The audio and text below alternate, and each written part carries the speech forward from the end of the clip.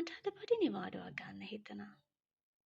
පස්සේ මාතුලින ශුද්ධඥානන් මට කිව්වා ඔයා නිවාඩු ගියාට නපුර නම් නිවාඩු යන්නේ නැහැ.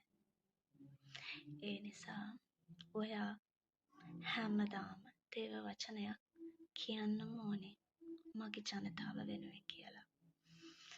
එහෙම කිව්ව නිසා මට හිතුණා ඒක ගැන චුට්ටක් කියන්න. අපේ මාංශයට ඇලිච්ච මිනිස්සු විදිහට අපේ අතින් වැරදි වෙන්නමයි බලන්නේ. ඉතින් ඒ වැරදි නොවෙන්න, සිදු නොවෙන්න, සිදු නොකරන්න අපට තියෙන හොඳම ආයුධය තමයි දේව වචනය, ශුද්ධ වූ බයිබලය. මේ ශුද්ධ වූ බයිබලෙන් පුංචි කොටසක් හරි දවසකට කියවන්න පුළුවන් නම්, නැත්නම් දේව වචනය අහන්න පුළුවන් නම් ඔයාට පුළුවන් නපුරගෙන් ගැලවිලා එන්න. ඒ නිසා අපි හැමෝම දේව වචනය නිරත වෙමු.